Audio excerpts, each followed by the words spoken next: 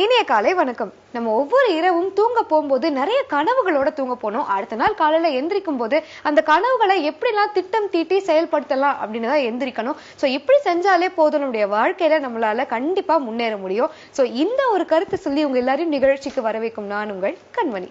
S, அந்த கனவுகள் எல்லாமே உங்களுக்கு நடக்கணும் அப்படிங்கறத சொல்லி வாழ்த்தி இந்த நிகழ்ச்சியை ஆரம்பிப்பது நான் உங்கள் ஸ்வாதிஷ்டா. ஸ்வாதி, கடமை தவறாதவர் அப்படின்னு சொன்னாலே புதுச்சேரி உழவர்கரை நகராட்சி ஆணையர் தான் நம்ம எல்லாருக்குமே ஞாபகத்துக்கு வருவார்ல. ஏன் அவர் என்ன அந்த ஏரியால இருக்கிறவங்களுக்கு ஏதாவது நன்மை செஞ்சாரா என்ன? அதையும் தாண்டி இன்னும் பெரிய விஷயம் பண்ணிருக்காரு. ஆக்சுவலி உழவர்கரையில இருக்கக்கூடிய மக்களுக்காக தூய்மை இந்தியா திட்டத்துக்கு கீழே கவர்மெண்ட் என்ன பண்ணிருக்காங்க, ஒவ்வொரு குடும்பத்தினருக்குமே 10,000 ரூபாய் கட்டிருக்காங்க ஒரு ப்ராப்பரான டாய்லெட்டை பில்ட் பண்றதுக்காக. ஆனா அங்க மொத்தம் 942 குடும்பங்கள் இருக்கு. ஆனா அதுல இருந்து 252 குடும்பங்கள் தான் அந்த காசை பயன்படுத்தி டாய்லெட் பில்ட் பண்ணிருக்காங்க. ரொம்ப தப்பு இல்ல? ஆக்சுவலா நம்ம மேல மிஸ்டேக் வச்சுட்டு நம்ம கவர்மெண்ட்டை பிளேம் பண்றது ரொம்ப தப்பு. அது என்னவோ கரெக்ட் தான். பட் இந்த விஷயம் உழவர்கரையோட முனிசிபாலிட்டி ஆபீசருக்கு தெரிஞ்சிருச்சு. அவர் என்ன யோசிச்சிருக்காருன்னா, இது எப்படியாவது நம்ம என்கரேஜ் பண்ணாம அவங்க எல்லாரையுமே டாய்லெட் கட்ட வச்சிடணும்னு சொல்லி ஒரு சூப்பரான பிளான் பண்ணிருக்காரு. என்ன பண்ணிருக்காரு? டாய்லெட் கட்டாதவங்க மேல ஏதாவது நடவடிக்கை எடுத்திருக்காரா? ஆக்சுவலி அவர் அந்த மாதிரியான நடவடிக்கை எல்லாம் எதுவுமே எடுக்கல. ஆனா அங்க டாய்லெட் கட்டாம இருக்காங்கல்ல, அவங்களுடைய ஒவ்வொருத்தருடைய வீட்டுக்குமே போய் அவங்க எல்லாருமே டாய்லெட் கட்ட சொல்லி அட்வைஸ் கொடுத்துட்டு வந்திருக்காரு. அவங்க எல்லாருமே அவருடைய அட்வைஸை கேட்டு கட்டுறதுக்கான வேலையிலுமே இறங்கியிருக்காங்க.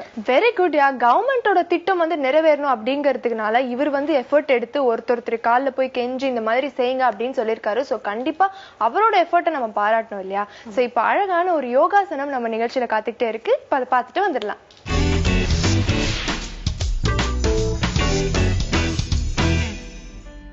வணக்கம், நான் கவிதா சத்யநாராயணன், கோஷா பவர் யோகால இருந்து. ஸோ நம்ம எப்போவுமே யோகா ஆசனாஸ் பார்த்துட்டு இருக்கோம். ஸோ இந்த வாட்டி நம்ம புதுசாக கொஞ்சம் பிராணாயமும் பார்க்கலாம். பிராணாயம் எப்போவுமே எந்த வயசானாலும் உட்காந்து பண்ணுற ஒரு பெஸ்ட் ஆசனா. அதுவும் விடிய காலையில் பிராணாயம் பண்ணிட்டு நீங்கள் ஆசனாஸ் பண்ணாலும் சரி, உங்களோட மைண்ட் கொஞ்சம் ரிலாக்ஸ்டாக இருக்கும். இல்லை ஆசனாஸ் பண்ணிட்டு நீங்கள் பிராணாயமம் பண்ணலாம். ஸோ உங்கள் பாடிக்கு ஒரு ரிலாக்ஸ்மெண்ட் தேவை. அதாவது ஈச் அண்ட் எவ்ரி, அதாவது நாடி நரம்பு ஃபுல் ஒரு ப்ராப்பர் உள்ளே இருக்கிற ஆர்கன்ஸ் வரைக்கும் ஆக்சிஜன் தான் போய் சேரும். ஸோ நேச்சுரலி உங்களோட மூச்சு எவ்வளோ டீப்பாக உங்கள் பாடியில் இறங்குதோ அதுக்கு தகுந்தாப்புல தான் அந்த ஆர்கன்ஸும் ஃபங்க்ஷன் எப்படி நல்லா பண்ணுது பண்ணலைன்னுட்டு உங்களுக்கே தெரிய ஆரம்பிக்கும். இன்னைக்கு பார்க்க போகிற பிராணாயம் சிம்ம முத்ரான்னு சொல்லுவாங்க. முத்ராஸ் பல வகை இருக்கு. ஸோ இதை மூச்சு பெயர்ச்சி கூட ஒரு காம்பினேஷனா சேர்த்து பண்றதுதான் சிம்ம முத்ரா. சிம்மம்னா லயன், லயன் முத்ரா அப்படின்னா லயன் ஃபேஸ் எப்படி இருக்குமோ, அதாவது சிங்கத்தோட முகம் எப்படி இருக்குமோ அந்த மாதிரி ஒரு ஃபேஷியல் எக்ஸ்பிரஷன் வச்சுதான் இந்த பிராணாயம முக்கியத்துவம் கொடுப்பாங்க. ஸோ இந்த பிராணாயம் எதுக்கு, எப்படி நம்ம உடம்புல ஒரு ப்ராப்பர் எஃபெக்டை கொடுக்குது? ஃபர்ஸ்ட் திங் இஸ், இந்த உங்களோட மூஞ்சில இருக்கிற மசில்ஸ், ஃபேஸ் மசில் சொல்லுவாங்க.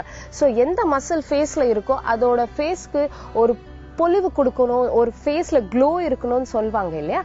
ஸோ அதுக்கு சிம்ம முத்ரா ரொம்ப இம்பார்ட்டன்ட். இன்னொன்று, அது நார்மலி பிராணாயம் பண்ணும்போது, இந்த பர்டிகுலர் முத்ரா பண்ணும்போது உங்களோட சின், இந்த கழுத்து பகுதி இருக்கு இல்லையா, கண்ட்டுன்னு சொல்லுவாங்க, இந்த பகுதியில கரெக்டா பிளேஸ் ஆகி லாக் அடிக்கிறதுனால ஆக்சிஜன் இங்கேயே ரொட்டேட் ஆயிருக்கும். அந்த மாதிரி ரொட்டேட் ஆகும்போது தைராய்டு பிரச்சனை, பிட்யூட்டரி கிளாண்ட் பிரச்சனை, இந்த மாதிரி பிரச்சனைக்கு இது ஒரு பெஸ்ட் தீர்வு. எஸ்பெஷலி தைராய்டு கிளாண்டுக்கு ஏர் லாக் ஆகும்போது அந்த கிளாண்டு எவ்வளவு சுரக்கணுமோ, நிறைய பேருக்கு நிறைய சுரக்கிறதுனால தான் அந்த தைராய்டு பிரச்சனை. அதை கரெக்டா சீரா சுரக்க வைக்கிறதுக்கு தைராய்டு கிளாண்டுக்கு இந்த சிம்ம முத்ரா ரொம்பவே ஹெல்ப்ஃபுல். அதே சமயத்துல உங்க தொண்டையில ஏதாவது பிரச்சனை இருந்தா, டான்சில் பிரச்சனை இருக்குது, பிளஸ் தொண்டை வலிக்குது, முழுங்க முடியல சரியா, இந்த மாதிரி நிறைய பிரச்சனை இருக்குதுன்னா டெஃபினெட்லி சிம்ம முத்ரா ஒரு பெஸ்ட் ஆப்ஷன். ஸோ இதை நீங்க டெய்லி ப்ராக்டிஸ் பண்ணாலே உங்களுக்கே அதோட ரியாக்ஷன்ஸ் எப்படி என்னன்னு தெரியும். ஸோ இப்போ நம்ம சிம்ம முத்ரா எப்படி பண்ணலான்னுட்டு பார்க்கலாம். ஃபர்ஸ்ட், உங்க கைகள், உங்க கை எப்படி இருக்கணும், வெரி இம்பார்ட்டன்ட். ஏதாவது ஒரு பர்டிகுலர் முத்ரால இருக்கிறது பிராணாயம்ல வெரி வெரி இம்பார்ட்டன்ட். ஒரு விரலுக்கும் ஒவ்வொரு பஞ்சபூதமும், அதாவது 5 எலிமெண்ட்ஸ் ஆஃப் நேச்சர் உள்ளடங்கி இருக்கு. ஸோ நீங்க எந்த கைகளை யூஸ் பண்றீங்களோ அதுக்கு தகுந்தாப்புல அந்த பஞ்சபூதம் வேலை பண்ண ஆரம்பிக்கும். நார்மலி இப்போ சொல்ல போனா இங்க சுண்டு விரல், இந்த சுண்டு விரல் வாட்டர் கண்டென்ட், அதாவது தண்ணி சம்பந்தப்பட்ட எந்த பிரச்சனை உங்க பாடியில இருந்தாலும் அது தீர்வு கிடைக்கிறதுக்கு, உங்களோட உடம்புல ஏதாவது உஷ்ணம் இருந்தா அதையும் தீர்க்கிறதுக்கு இந்த சுண்டு விரல் ரொம்பவே இம்பார்ட்டன்டாக வேலை பண்ணுது. ஸோ அந்த மாதிரி நிறைய விரல், அதுல அக்னி, வாயு அப்படின்னுட்டு நிறைய பூமி அப்படின்னு சொல்லி ஒவ்வொரு பஞ்சபூதமும் உங்க விரல்ல இருந்து முத்ராவை பிடிச்சா உங்களோட பாடியில அந்த எஃபெக்டை கரெக்டா கொடுக்கும். ஸோ இப்போ சிம்ம முத்ரா எப்படி பண்ணலான்னுட்டு போட்டலாம். சிம்ம முத்ரா கையில பிடிக்கிறதுல ஃபேஸ் எக்ஸ்பிரஷன்ல காட்டி அந்த முத்ராவை பெர்ஃபார்ம் பண்ண போறோம். ஸோ உங்க கையை இப்படி, அதாவது இந்த முட்டி இருக்கு இல்லையா, இந்த கை முட்டியில இதை இப்படி ஸ்ப்ரெட் பண்ணி வச்சுக்கோங்க. அதாவது சிங்கத்தோட கை கால் எப்படி இருக்கும், ஸ்ப்ரெட் ஆகி இருக்கும் இல்லையா, அந்த மாதிரி. இந்த மாதிரி உக்காந்துக்கிட்டு ஸ்ட்ரெயிட்டா உக்காந்துக்கோங்க. மார்பு பகுதி ஸ்ட்ரெயிட், முன்னாடி தள்ளுங்க, முதுகு தண்டு எலும்பு கரெக்டா ஸ்ட்ரெயிட்டா எரெக்டா இருக்கணும். இந்த மாதிரி பண்ணும்போது வாய் வழியா மூச்சை வெளியே விட போறோம். அதாவது நாக்க வெளியே தள்ளி எப்படி அப்படி. சோ நீங்க உங்க வாயில இருந்து மூச்சு வெளியே தள்ளும் போது உங்க நாக்கும் வெளியே வரப்போகுது. அந்த மாதிரி வர சமயத்துல மெதுவா உங்க தலைய கீழே குனிய வச்சு இந்த கண்ட், அதாவது இங்க சின் லாக் பண்ணுவோம்னு சொல்லுவாங்க. This is called chin lock. So சின்ன வந்து கழுத்து கிட்ட லாக் அடிக்கிறது. அந்த மாதிரி பண்ணணும். எப்படி பார்க்கலாமா?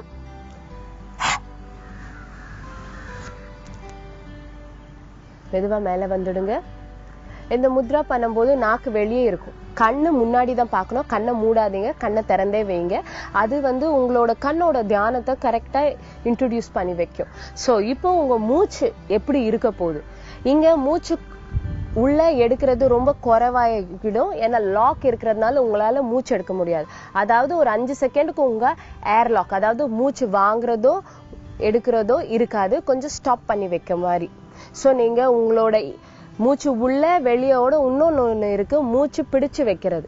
ஸோ இங்க அந்த மூச்சு பிடிச்சு வைக்கிறது ரொம்ப இம்பார்ட்டன்டாக தான் போக போகுது. ஸோ இப்ப பார்க்கலாம் எப்படி பண்ணலான்னுட்டு.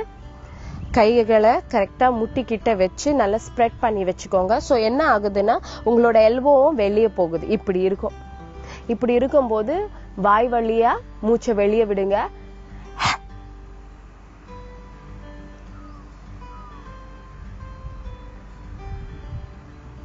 மெதுவா நாக்க உள்ள எடுத்துக்கிட்டு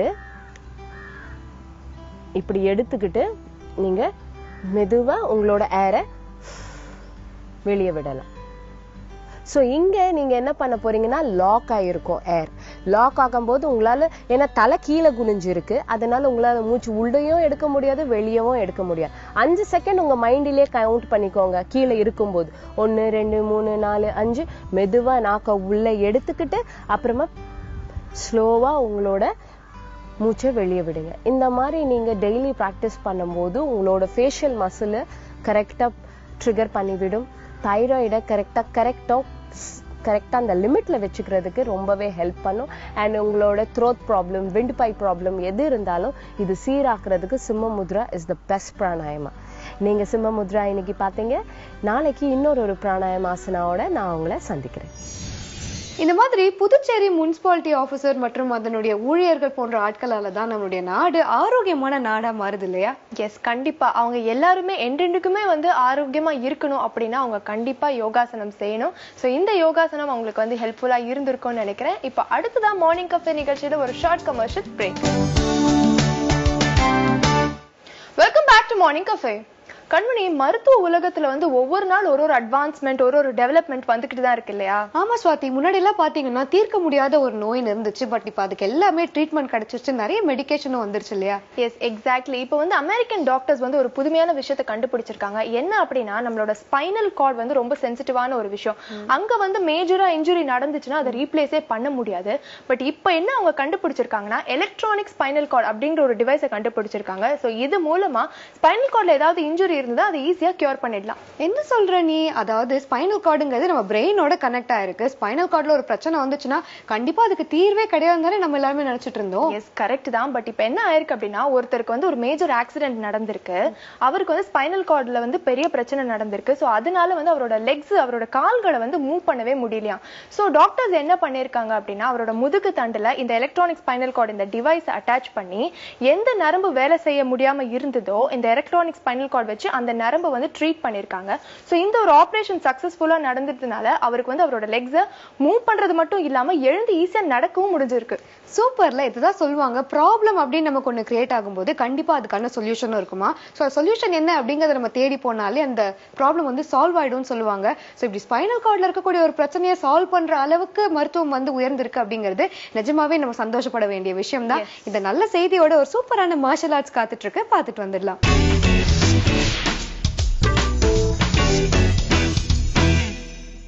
வணக்கம், நான் உங்க கார்த்திகா. கடந்த சில நாட்களா நம்ம செல்ஃப் டிஃபென்ஸ் டெக்னிக்ஸ் பார்த்துட்டு இருக்கோம், எஸ்பெஷலி ஃபார் லேடிஸ். ஸோ இன்னைக்கு ஒரு டிஃபிகல்ட்டான சிச்சுவேஷன். அதாவது இப்போ நைட் டைம் நீங்கள் ஜென்ரலாக வந்து வாக் பண்ணி போயிட்டு இருக்கீங்க, தனியாக வாக் பண்ணி போயிட்டு இருக்கீங்க.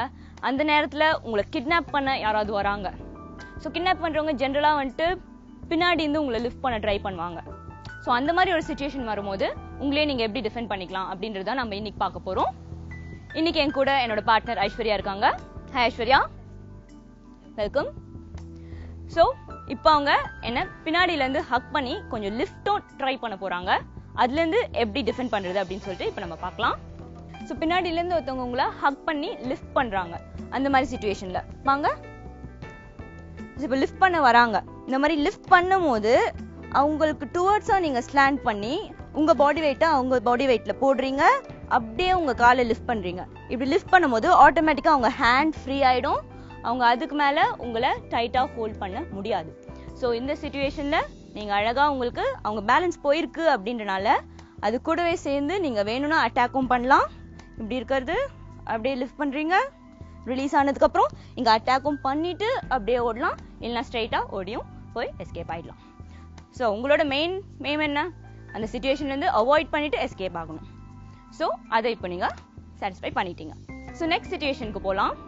இதே மாதிரி பின்னாடியிலேருந்து ஹக் பண்ணி லிஃப்ட் பண்ண ட்ரை பண்ணுறாங்க. ஸோ இந்த சிச்சுவேஷனில் நீங்கள் ஜஸ்ட் ஃபார்வர்டில் பெண்ட் பண்ணுறீங்க. ஃபார்வர்டில் பெண்ட் பண்ணி இப்போவே அவங்களால வந்து லிஃப்ட் பண்ண முடியாது. ஒன்று. இன்னொன்று, அவங்க லெக்கும் வந்து நீங்கள் ஹோல்ட் பண்ணிக்கிட்டீங்க அப்படின்னா அவங்க பேலன்ஸும் போகும், அவங்களால அதுக்கு மேலே உங்களை ஹோல்டுமே பண்ண முடியாது. ஸோ இது ஒரு சிம்பிள் டெக்னிக் தான். இதில் நீங்கள் கற்றுக்க வேண்டிய ஒரே விஷயம் ஜஸ்ட் பெண்ட், கெட் அப், அவ்வளோதான். ஸோ இந்த பெண்டிங் கண்டிப்பாக எல்லாருக்குமே வரும், அது எந்த வயசாக இருந்தாலும் சரி. ஸோ அதையும் நீங்கள் ட்ரை பண்ணி பார்க்கலாம்.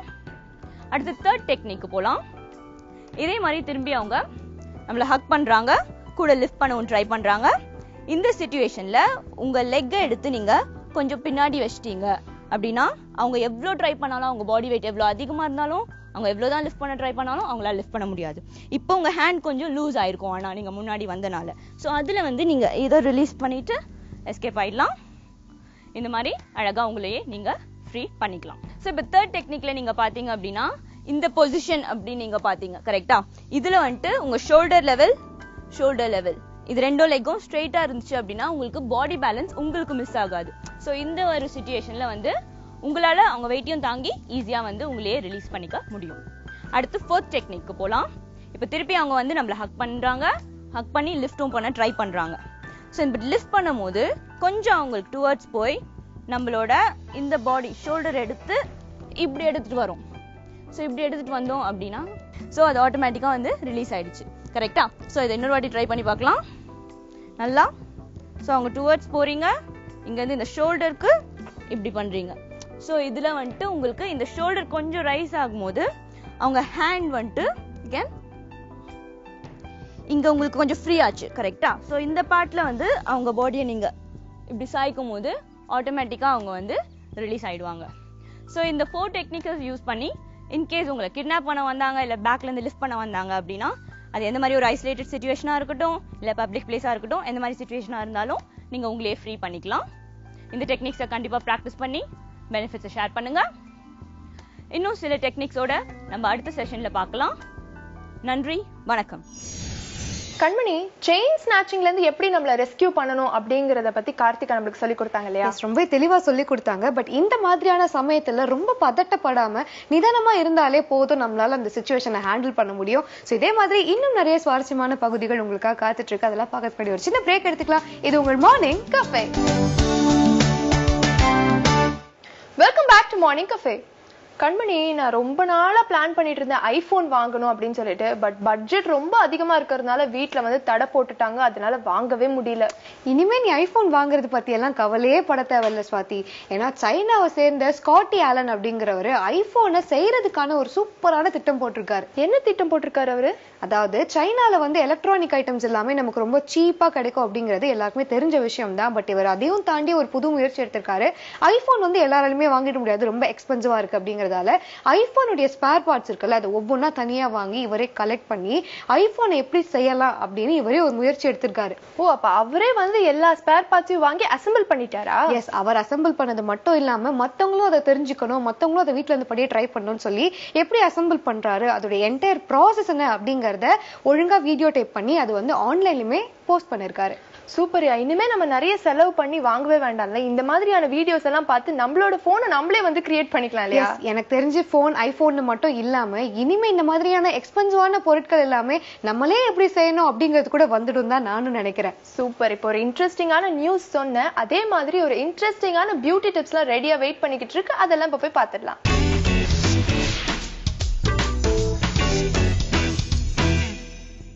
இன்னைக்கு நம்ம பேச போகிற topic sun allergies. So sun அலர்ஜினா என்ன, இது யாருக்கு வரும் அண்ட் எப்படி இதை தவிர்க்கலாம் அப்படிங்கிறத நம்ம இன்னைக்கு டிஸ்கஸ் பண்ண போகிறோம். சன் அலர்ஜி அப்படிங்கிறது காமன் மேன்ஸ் டேர்ம். அதாவது நீங்கள் சொல்லும்போது யூல் சே ஓகே, எனக்கு வெளியே போகும்போது கொஞ்சம் அரிப்பு இருக்குது, இரிட்டேஷன் இருக்குது, இதோட சன் அலர்ஜியாக இருக்குமா அப்படின்ட்டு. நாங்கள் இதை பார்க்கும்பொழுது நாங்கள் இதை வந்து பாலிமார்பஸ் லைட் இரப்ஷன் இல்லைன்னா PLE அப்படின்னு தான் வந்து கூப்பிடுறது. டெர்மட்டாலஜிஸ்டோட லாங்குவேஜில் சொல்கிறேன் நான். ஸோ இது வந்து ஏன் வருது அப்படின்னு பார்த்தீங்கன்னா, நிறைய பேருக்கு, சில பேருக்கு வரும், சில பேருக்கு வராது. இது எல்லாருக்குமே ஏன் வருது அப்படிங்கிறது சொல்கிறது நிறைய ரிசர்ச் பண்ணாங்க இதை பற்றி.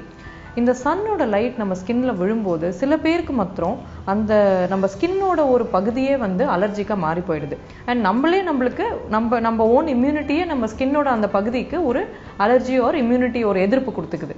ஸோ இதுதான் வந்து it is called a hyper reactivity to our own skin. அப்படிங்கிறதுனால தான் வந்து இந்த அலர்ஜி செட்டின் ஆகுது உங்களுக்கு. இது எல்லாருக்குமே வருமா, இது எப்படி கண்டுபிடிக்கிறது ஒருத்தருக்கு வரும் அப்படிங்கிறது it's very difficult to find out. சில பேருக்கு அஃப்கோர்ஸ் ஒரு ஜெனட்டிக் அப்படிங்கிறது ஒன்று இருக்குது, ஃபேமிலியிலே சில பேருக்கு இருக்கிற ஒரு டெண்டன்சி இருக்குது. பட் இது ஒருத்தருக்கு வருமா, ஃபேமிலியிலே சில பேருக்கு இருக்கும், சில பேருக்கு இல்லாமல் இருக்கும். ஸோ இது வந்து ஏன் அப்படிங்கிறது சொல்கிறது ரொம்ப கஷ்டம். இந்த அலர்ஜி வந்து உங்களுக்கு எப்போ வருது அப்படின்னு பார்த்தீங்கன்னா, யூஸ்வலி இந்த அடிக்கிற வெயிலில், அதாவது அந்த 10 o'clock இந்த மார்னிங்லேருந்து 5 மணி வெயிலில் வந்து அதிகமாக போகிறவங்க, எஸ்பெஷலி வந்து ரொம்ப எக்ஸ்போஸ், அதாவது வந்து சுத்தமாக ஒரு ப்ரொடெக்ஷனே இல்லாமல் ஒரு சன்ஸ்க்ரீன் இல்லாமல் போகிறவங்களுக்கு அதிகமாக வரும் உங்களுக்கு. அவங்க வந்து ஒரு நிமிஷம் வெளியே வெயிலில், நாட் தட் வந்து அவங்க மணிக்கணக்காக இருக்கணும் அப்படிங்கிறது அவசியமே கிடையாது, ஒரு 5-10 நிமிஷம் வெயிலில் போனால் கூட வந்து அந்த அலர்ஜி அதிகமாக வர சான்ஸ் இருக்குது.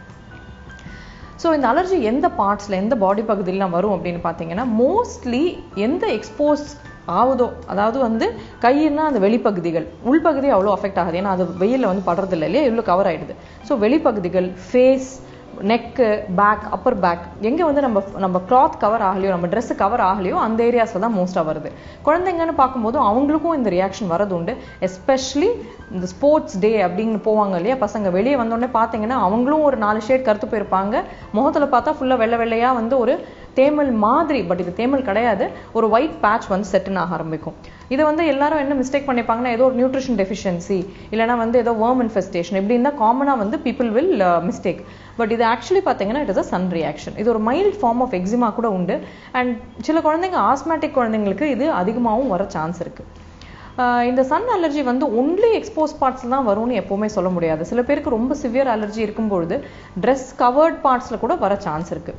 இது எப்படி இருக்கும் பார்க்குறதுக்கு அப்படின்னா, யூஸ்வலி சின்ன குரு மாதிரி இருக்கும்.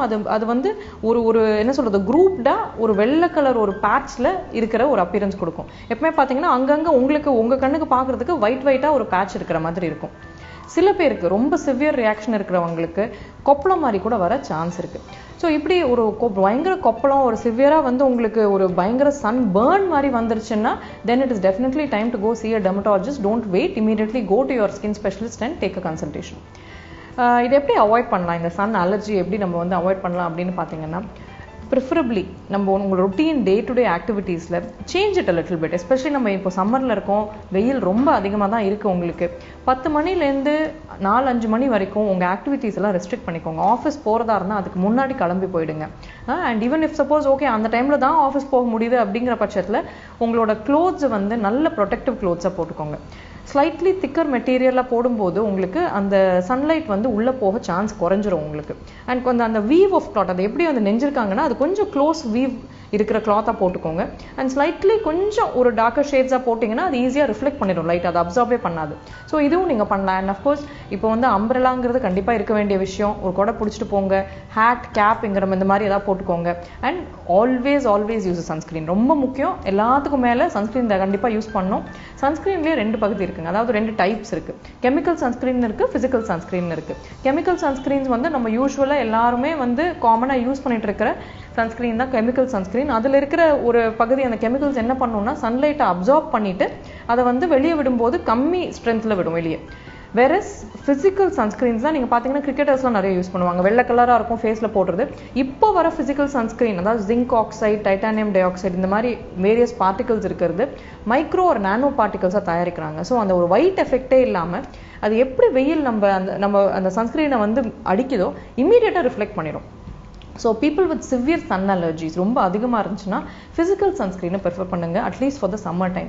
And one more thing is, நிறைய பேர் இப்போ வந்து ஹாலிடேஸ் போகிறவங்க இருக்காங்க இல்லையா. ஹாலிடேஸ் போகிறவங்க ஆப்வியஸ்லி நம்ம ஹாட் கிளைமேட்லேருந்து இன்னும் கூல் கிளைமேட்டுக்கு தான் போவாங்க. நிறைய பேர் வந்து வின்டர் எங்கெல்லாம் இருக்கோ, இப்போ வந்து ஒரு என்ன சொல்கிறது சிக்கிம், கேங்டாக் அந்த மாதிரி ஸ்னோ இருக்கிற ஏரியாஸ், இல்லைனா வந்து உங்களுக்கு ஸ்விஸ் அந்த மாதிரி ஒரு அப்ராட் போகிறவங்க நிறையவே வந்து ஸ்னோ இருக்கிற ஏரியாஸாக பார்த்துட்டு போவாங்க. ஒன்று மாத்திரம் நீங்கள் ரொம்ப தெளிவாக புரிஞ்சுக்கணும், சன் எல்லா இடத்துலையுமே இருக்குது. இன்னைக்கு க்ளவுடியாக இருக்குது, இன்னைக்கு சன் இல்லை, இல்லை இன்னைக்கு வந்து நான் ஸ்னோ இருக்கிற இடத்துக்கு போகிறேன் அதனால வந்து எங்கள் சன் இல்லைன்ட்டு நீங்கள் நினைக்கவே கூடாது. எல்லா இடத்துலையுமே சூரிய வெளிச்சம் இருந்துக்கிட்டு தான் இருக்குது. அண்ட் எஸ்பெஷலி ஒரு பக்கத்தில் இப்போ ஸ்விம்மிங் போகிறீங்க இல்லை ஸ்னோவில் போகிறீங்க அப்படிங்கும்போது அதுலேருந்து ரிஃப்ளெக்ட் ஆகிற சன்லைட் எப்போவுமே வந்து இன்னும் ஸ்ட்ராங்கராக இருக்கும், இன்னமும் ஜாஸ்தியாக ரியாக்ஷனும் கொடுக்கறது உண்டு. So always wear your sunscreen no matter where you are in the world and no matter how the climate is that day. It does not matter. Day டைமில் சன்ஸ்க்ரீன் போட்டாகணும், அது வந்து ரூல். ஸோ நீங்கள் அந்த ரூலை பிரேக்கே பண்ணாதீங்க.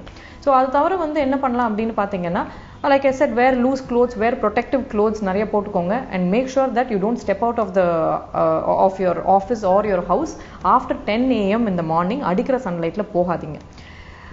இது எல்லாத்துக்கும் மேலே one important thing that you have to do when you want to look for sun protection or you want to make sure that நீங்கள் ஒரு சன் ரியாக்ஷன் வராமல் இருக்கணும் அப்படிங்கிறது, like I said, wear your sunscreen on. So இது எல்லாமே வந்து you can continue to do. இதுக்கு மேலே வந்து உங்களுக்கு சர்டன் பீப்புள் என்ன பண்ணுவாங்க அப்படின்னு பார்த்தீங்கன்னா, உங்களுக்கு சன்ஸ்க்ரீன் போடுவாங்க, பட் ஆனால் ஆஃப்டர் தேவ் ஸ்வெட், எல்லாருமே ஸ்வெட் ஆகிறோம் இல்லையா, நிறைய ஸ்வெட் ஆனோடனே அந்த சன்ஸ்க்ரீனோட எஃபெக்ட் போயிடுது உங்களுக்கு. இல்லை ஸ்விமிங் போயிட்டு வெளியே வரீங்க அப்படிங்கும் போது சன்ஸ்க்ரீன் வந்து வாஷ் அவுட் ஆகிடும். So if you going for a swim, make sure that using a water resistant sunscreen and வந்து ஸ்வெட் ரெசிஸ்டன்ட் சன்ஸ்க்ரீனும் யூஸ் பண்ணிக்கோங்க. Sunscreen has to be repeated every 3 hours if it's a chemical sunscreen. இதுவே ஒரு physical சன்ஸ்க்ரீனாக use பண்ணுறீங்க, நான் சொன்ன மாதிரி zinc oxide அந்த மாதிரி இருந்துச்சுன்னா அது 5 மணி நேரத்துக்கு நல்ல ப்ரொடெக்ஷன் கொடுக்கும் உங்களுக்கு. ஸோ இதெல்லாம் பண்ணி make sure that you protect yourself from the sun and its harmful rays. And also that உங்களுக்கு why do we in such a hot climate இன்னைக்கு அப்படின்னு பார்த்தீங்கன்னா, it is because of lack of trees இல்லையா. மரம் செடி கொடி ரொம்ப கம்மியாக இருக்கிறதுனால தான் the radiation is more today. So make a pledge to at least plant 1 tree in a month. Teach your child the same thing. அப்போதான் we will head towards a better world to live in, and all these effects of the sun will become good effects rather than bad effects. இன்னும் one thing, நிறைய பேர் வந்து ரொம்ப வந்து பயப்படுவாங்க என்னன்னா, நான் நிறைய சன்ஸ்க்ரீன் போட்டேன்னா எனக்கு விட்டமின் டி டெஃபிஷியன்சி வந்துட்டுமா டாக்டர், இது நான் எப்படி வந்து நான் வந்து ஐ வாண்ட் ஹேவ் எனி சன்னோட எனக்கு பெனிஃபிட்ஸே வராது அப்படின்ட்டு. See, there is something called conditioning. அதாவது வந்து இப்போ அதுதான் லேட்டஸ்ட். இது இப்போ உங்களுக்கு கண்டினியூஸாக தொடர்ந்து சன் அலர்ஜிஸ் இருந்துகிட்டே இருக்குது அப்படிங்கிற பட்சத்தில் நீங்கள் வந்து ஒரு 8 o'clock to 10 o'clock இருக்கிற சன்னில் 10 or 15 minutes a day இருக்கலாம், தப்பு கிடையாது. விதவுட் அ சன்ஸ்க்ரீனே சொல்கிறேன் நான். அந்த டைமில் உங்கள் விட்டமின் டி சிந்தசிஸும் வந்து வில் கோ ஃபார்வர்ட், அது நார்மலாக நடந்துட்டு இருக்கும். ரெண்டாவது என்னன்னு பார்த்தீங்கன்னா, உங்களுக்கு நம்ம ஸ்கின் வந்து அந்த சன் ரேஸ்க்கு கொஞ்சம் கொஞ்சமாக it will start getting used to it. So sun allergies இருக்கிறவங்களுக்குமே கண்டிஷனிங் அப்படின்னு ஒன்று நடக்கும். அதாவது கொஞ்சமாக பழகிடும் அந்த ஸ்கின்னுக்கு சன்னோட எஃபெக்ட்டுக்கு. So over a period of time slowly they will also start getting over it. Sun allergies இருக்கிறவங்க, சில பேர் நிறைய சிவியராக இருக்கிறவங்க பேஷண்ட்ஸும் இருக்காங்க எனக்கு. Don't worry, over a period of time time கண்டிப்பாக அது செட்டில் ஆகிடும், வரி பண்ணாதீங்க. So today we have spoken a lot about sun and sun allergies, but at the end of all this also remember trees are very important to our life and to the world. So at least make a pledge to plant 1 tree a month and teach your child the same. Thank you. கண்மணி, அழகு கலையை வந்து நம்ம ரொம்ப எக்ஸ்பென்சிவா பார்லர்ஸ்லயும் போய் பண்ணலாம், அதே டைம்ல ரொம்ப சீப்பா ரொம்ப ஹோம் மேடா வந்து வீட்ல இருக்கிற ப்ராடக்ட்ஸ் வச்சும் செய்யலாம் இல்லையா? நீ சொன்னது கரெக்ட் தான். பட் நம்மளுடைய வியூவர்ஸ்க்கு தரமான விஷயங்களை கொண்டு போய் சேர்க்கணும் அப்படிங்கிறது தானே நம்மளுடைய ப்ரோக்ராமோட ஒன்லி நோக்கம். ஸோ தொடர்ந்து நம்மளுடைய அடுத்தடுத்த பகுதியில் பார்க்கறதுக்கு முன்னாடி ஒரு சின்ன பிரேக் எடுத்துக்கலாம். இது உங்கள் morning cafe. Welcome back to morning cafe. Swathi, last week Bengaluru போயிருந்தேன். ஏன் தான் போனோன்னு ஆயிடுச்சு. சென்னையில இருந்து பெங்களூர் டிராவல் பண்ணது எவ்வளவு நேரம் ஆச்சு தெரியுமா? 10 hours ஆச்சு. கவலைப்படாத கண்மணி, இன்னும் கொஞ்சம் வருஷத்துல பெங்களூருக்கு ஜஸ்ட் 12 minutesல நம்ம பறந்து போயிடலாம் தெரியுமா? 12 minutesல போயிடலாமா? நீ என்ன அந்த புல்லட் ட்ரெயின் சொல்லுவாங்களே, ஆனா புல்லட் ட்ரெயின் கூட இவ்வளவு ஃபாஸ்டா போகாதே. இது புல்லட்டோ ட்ரெயினோ ஃபிளைட்டோ எதுவுமே கிடையாது. இந்த டிரான்ஸ்போர்ட்டேஷன் சிஸ்டம் பேரு ஹைப்பர் லூப். Hyper loop. இப்படி ஒரு டிரான்ஸ்போர்ட் சிஸ்டம் பத்தி இதுக்கு முன்னாடி நான் கேள்விப்பட்டதே இல்லை. கண்டிப்பா புதுசா இருக்கும் தான் தோணுது. சோ இது என்ன மாதிரியான டிரான்ஸ்போர்ட் சிஸ்டம்? இது வந்து ஒரு பிரம்மாண்டமான குழாய் மாதிரி இருக்குமா, அதுக்குள்ள ஒரு கேப்சூல் இருக்குமா. அந்த கேப்சூல்குள்ள உட்கார்ந்து தான் நம்ம போறோம். அந்த கேப்சூல்குள்ள நம்ம உட்கார்ந்த உடனே வேக்யூம் பிரஷர் மூலமா அந்த வெஹிக்கிள் வந்து அப்படியே மூவ் ஆகும் அப்படின்னு சொல்றாங்க. கேட்கும் போது ரொம்ப த்ரில்லிங்காவும் இன்ட்ரெஸ்டிங்காவும் இருக்குல்ல. எப்போ இதுக்குள்ள உட்காந்து நம்ம டிராவல் பண்ணுவோம்னு தோணுது. சரி, இந்தியாவுக்கு இது எப்போ வரப்போகுது? ஆக்சுவலி இந்த டெக்னாலஜியை வந்து ஃபர்ஸ்ட் டைம் UAE தான் வந்து கொண்டு வந்திருக்காங்க. 2021 தான் துபாயில இருந்து அபுதாபிக்கு வரைக்கும் இருக்கிற அந்த டிஸ்டன்ஸ்ல வந்து இந்த ஹைப்பர் லூப் டிரான்ஸ்போர்ட்டேஷன் சிஸ்டம் ஆரம்பிக்கலாம் அப்படின்னு பிளான் போட்டிருக்காங்க. சோ துபாயிலே 2021 நம்ம ஊர்ல எப்போ வரும் நீயே கணக்கு போட்டுக்கோயேன். நம்ம ஊர்ல அது வரும்போது பொறுமையா வரட்டும். ஆனா வந்த உடனே முதல் ஆளா நம்ம 2 பேரும் அதுல போய் டிராவல் பண்ணிடணும். சரி, இப்போ ஒரு சூப்பரான இன்ஃபர்மேஷன் சொல்லிருக்கேன். அந்த இன்ஃபர்மேஷனோட செம்மையான காஸ்டியூம் கலெக்ஷன்ஸ் உங்க எல்லாருக்காகவும் காத்துட்டு இருக்கு. அதை பார்த்துட்டு வந்துடலாம்.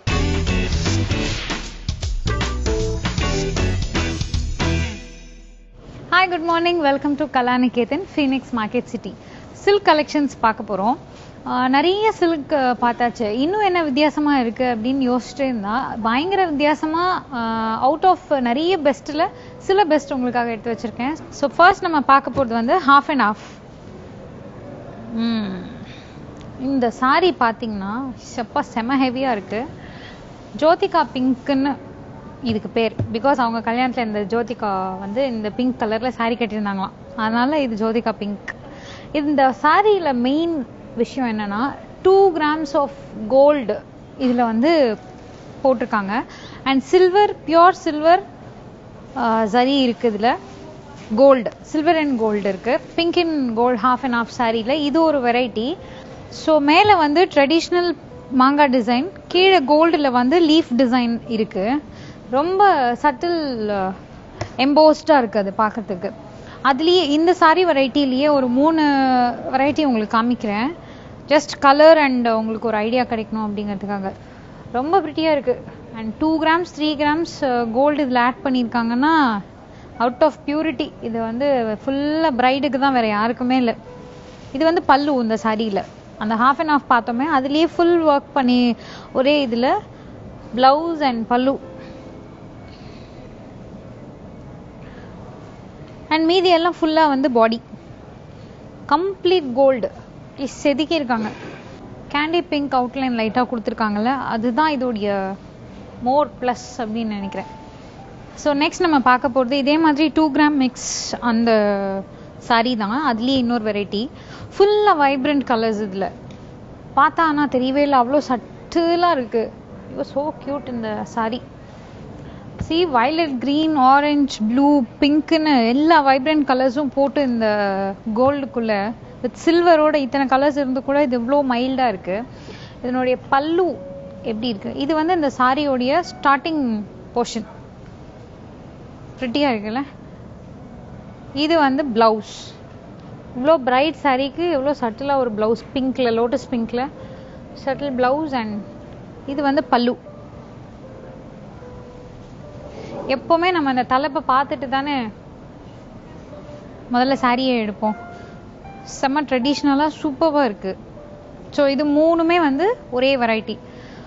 நெக்ஸ்ட் நம்ம பார்க்க போகிறது வந்து டிஷ்யூ ஜக்கார்ட் இந்த சாரி வந்து யூஸ்வலா நம்ம வந்து எப்போ பார்ப்போம்னா ஆர்ட் சில்க் அந்த மாதிரி ஒரு வெரைட்டில தான் ரொம்ப இந்த டிசைனோ இல்லை இந்த மாதிரி ஒரு வெரைட்டியோ பார்ப்போம். இதுல வந்து ஃபர்ஸ்ட் டைம் ரொம்ப பிரிட்டியா இதுலயே magenta and red pink 3 shade இருக்கு இது உள்ள லோட்டஸ் ஒர்க்ல. அண்ட் இதனுடைய கான்ட்ராஸ்ட் பல்லு அண்ட் கான்ட்ராஸ்ட் பிளவுஸ் அதுதான் இதோடைய பிளஸ். ஸோ அந்த சாரியோடைய பல்லு வந்து இதான், இது சாரியோட பாடி, இது பல்லு. சூப்பரா இருக்கு, செம காம்பினேஷன், நல்ல கலர். அதனுடைய பிளவுஸ் வந்து இது ரொம்ப பிரிட்டியா இருக்கு. இந்த சாரியை பிரிச்சு பார்க்கறதுக்கு ஈஸியா இருக்கு, பட் மடிக்கிறதுக்கு எனக்கு அவ்வளவு தெரியல. ஸோ நெக்ஸ்ட் வந்து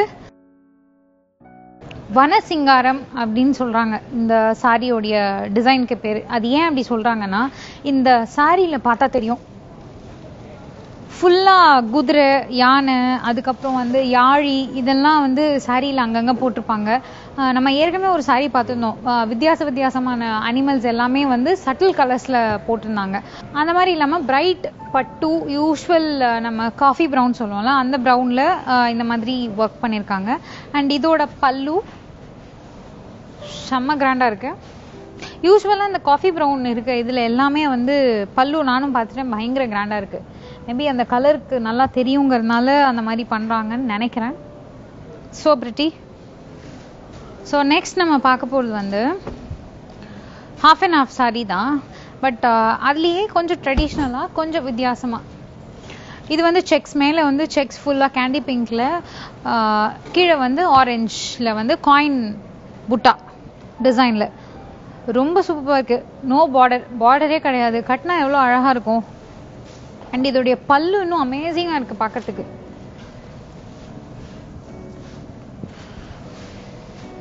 செமையா இருக்குல்ல, ஃபுல்லா மயில், வெரி ட்ரெடிஷ்னல் கேண்டி, இப்போ இருக்க ட்ரெண்ட் ஏத்த மாதிரி கலர்ல ட்ரெடிஷ்னல் டிசைன் பல்லு.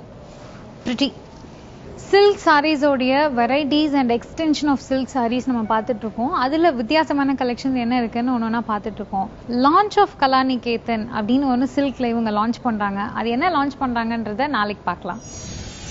கண்மணி, டிரான்ஸ்போர்டேஷன் சிஸ்டம்ல இவ்ளோ அட்வான்ஸ்மெண்ட், இவ்ளோ டெவலப்மெண்ட் வந்திருக்குன்னா போற போக்க பார்த்தா எல்லா விஷயத்துலயுமே பயங்கரமா அட்வான்ஸ்மெண்ட் வரும் போல இருக்கு. அதுலயும் முக்கியமா காஸ்டியூம்ஸ்ல வந்து நிறைய டெக்னாலஜி வந்து வளர்ந்துகிட்டே வரும் போல இருக்கே. காஸ்டியூம் கலெக்ஷன்ஸ் அதான் புத்தம் புதுசா தினுசா வந்தாலும் கூட நம்ம தான் எப்படி நம்ம மார்னிங் கஃபேல அதை முதல்ல இன்ட்ரடியூஸ் பண்ற ஆளா இருப்போம். ஸோ அதை பத்திலாம் நம்ம கவலைப்பட தேவையில்ல. இப்போ நம்ம மைண்டை ஃப்ரீ பண்றதுக்காக ஒரு சின்ன பிரேக் எடுத்துட்டு வந்துடலாம். இது உங்கள் morning cafe. Welcome back to morning cafe. Swathi, உனக்கு அண்ணனோ இல்ல தம்பியோ இருக்காங்கன்னு சொல்லல, நான் மறந்தே போயிட்டேன், சாரி. எனக்கு ஒரு தம்பி தான் இருக்கான். ஏன் கேக்குற? அது ஒரு விஷயம் இருக்கு. இப்ப தம்பி இருக்கான்னா நீ தான் இப்ப முதல்ல பிறந்திருக்க. ஆக்சுவலி முதல்ல பிறந்திருக்கிற குழந்தைக்கோ ரெண்டாவதா பிறந்திருக்கிற குழந்தைக்குமே ஒரு வித்தியாசம் இருக்கு. அது என்ன தெரியுமா? ஆக்சுவலி ஒரு வித்தியாசம் இல்ல, எனக்கும் என் தம்பிக்கும் நிறைய வித்தியாசம் இருக்கு. பட் நீ எதை ஸ்பெசிஃபை பண்றேன்னு எனக்கு புரியலையே. வித்தியாசம்னா உங்களுடைய அப்பியரன்ஸ் வைஸ் இருக்கிற வித்தியாசத்தை நான் சொல்ல Swathi, character wise and behaviour வைஸே ஒரு முக்கியமான வித்தியாசம் இருக்குமா. அப்படியா? அது என்னது? அதாவது முதல்ல பிறந்திருக்கிற குழந்தைய விட அந்த செகண்ட் பார்ன் சைல்டு இருக்குல்ல, அது வந்து ரொம்ப உஷாரா இருப்பாங்களாம். உஷாரா இருப்பாங்கன்னா எந்த விஷயத்துல உஷாரா இருப்பாங்க? எல்லா விஷயத்துலயுமே முதல்ல பிறந்தவங்களை விட ரெண்டாவதா பிறந்திருக்கிறவங்க ரொம்ப ரொம்ப கிளவரா இருப்பாங்க. ஓகே, ஏன்? What is the reason? அதுக்கு முன்னாடி ஒரு மிக முக்கியமான ரீசன். அது என்னன்னு பாத்தீங்கன்னா, முதல் குழந்தை பிறக்கும் போது அம்மாக்கு இருக்கிற மென்டாலிட்டி எப்படி இருக்கும், அது வந்து உங்களுக்கு புது எக்ஸ்பீரியன்ஸ். சோ அந்த எக்ஸ்பீரியன்ஸ் வந்து புதுசு அப்படிங்கறதால அதை பத்தின நாலேஜ் கொஞ்சம் கம்மியா தான் இருக்கும். சோ அதனுடைய ரிஃப்ளெக்ஷன் தான் அது. ஆனா செகண்ட் பேபியோட பிரெக்னன்சி அப்போ அம்மாவோட நாலேஜ் வந்து கொஞ்சம் இம்ப்ரூவ் ஆயிருக்கும். ஏன்னா ஆல்ரெடி உங்களுக்கு அந்த எக்ஸ்பீரியன்ஸ் இருக்கிறதால அந்த ஐடியாவும் உங்களுக்கு வந்து நிறையவே இருக்கும். அப்படிங்கறதால ரெண்டாவதா பிறக்கிற குழந்தை வந்து ஆப்வியஸ்லி முதல் குழந்தையை கம்பேர் பண்ணும்போது கொஞ்சம் கிளவரா இருப்பாங்களாம். சூப்பர் கண்மணி. இப்ப நீ வந்து குழந்தை பிறப்பை பத்தி ஒரு சூப்பரான இன்ட்ரெஸ்டிங்கான விஷயத்த சொன்ன. குழந்தை வளர்க்குற முறையை பத்தி சொல்றதுக்காக ரெடியா வெயிட் பண்ணிக்கிட்டு இருக்காங்க. சோ அந்த டிப்ஸ் என்னன்னு பார்த்துட்டு வந்துடலாம்.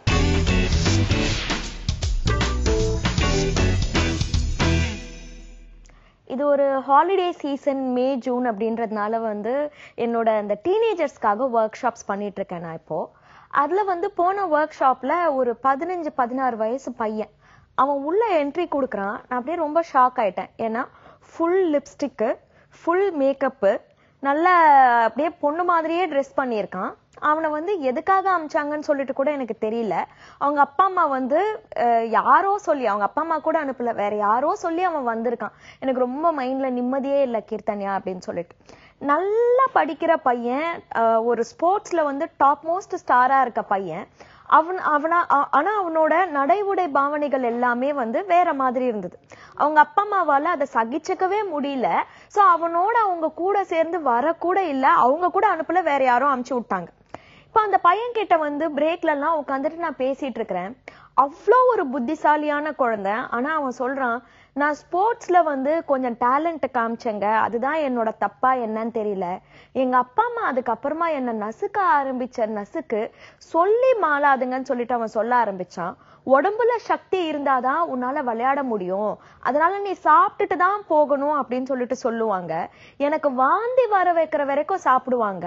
அம்மா என்னால முடியலமா அப்படின்னு சொல்லிட்டு நான் சொன்னா கூட, நீ பரவாயில்ல, நீ வாந்தி எடுத்துட்டு வந்து சாப்பிடு, அப்பதான் விளையாட முடியும் அப்படின்னு சொல்லிட்டு சொல்லுவாங்க. நான் ஏதாவது ஒரு மேட்ச்ல தோத்து போயிட்டேன்னா போதும், நாங்கெல்லாம் ஒரு ஜாயிண்ட் ஃபேமிலியா இருக்கோம், என்னோட கசின்ஸ் எல்லாம் இருப்பாங்க. அந்த கசின்ஸ் முன்னாடியே நிக்க வச்சு என்ன சொல்லுவாங்கன்னா, டே உங்க அண்ணன் மாதிரி தண்டமா இருக்காத, அவன் பாரு ஒரு மேட்ச் கூட வின் பண்ணல, தயவு செஞ்சு என்னவா இருந்தாலும் சரி இவனை மாதிரி இருக்காதுன்னு சொல்லிட்டு அத்தனை பேர் முன்னாடி என்ன அவமானப்படுத்துவாங்க. ஒருவேளை நான் வந்து ஏதாவது கேர்லெஸ்ஸா மேட்ச்ல மிஸ்டேக் விட்டுட்டேன் அப்படின்னு சொல்லிட்டு சொன்னா, என் முதுகு தோலு விரிகிற வரைக்கும் எங்க அப்பா என்ன போட்டு அடிப்பாரு. நீ எப்படி அவ்வளோ கேர்லெஸ்ஸா இருக்கலாம்னு சொல்லிட்டு.